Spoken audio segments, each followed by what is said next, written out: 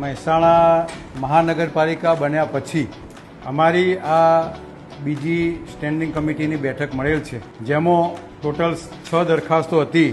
એમાં દરખાસ્ત નંબર 1 શ્રી રાજ પટેલ, જેની 2019માં ચીફ ઓફિસર શ્રી જીગર પટેલ દ્વારા સસ્પેન્ડ કરવામાં આવેલ, જેમાં નામના હાઈકોર્ટના આદેશ મુજબ એને ફરીથી પુનઃ હાજર કરવાનો ઓર્ડર થયેલ. 50% સેલેરી આપવી અને 1/6 એને હાજર કરવો.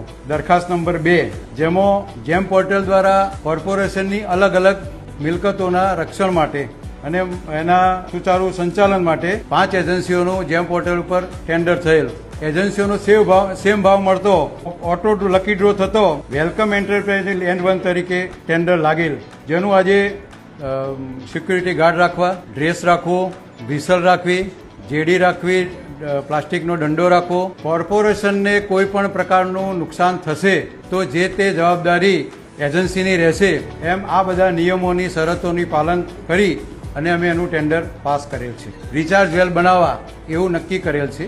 પમ્પિંગ સ્ટેશનો 5 મહિના સુધી પમ્પિંગ સ્ટેશનો મેન્ટેન કરવા, સાફ કરવું અને તેમજ પમ્પિંગ સ્ટેશનમાં અવારનવાર જ્યારે વરસાદ આવે ત્યારે તેનો નિકાલ કરવા માટેનું આ જે કામ હતું, એમાં એજન્સીને બોલાવી અમે 14,87,000ના કામમાં પણ 5% લેસ કરાવી અને સંસ્થાનો ફાયદો કરાવી. એજન્સીને વરસાદી પાણીમાં જે પહેલા પાણી ભરાય, વધારે પડતું પાણી ના ભરાય અને એ માટેનું એને નિકાલ કરવાની પાર્ટીની એજન્સીની જવાબદારી રહેશે.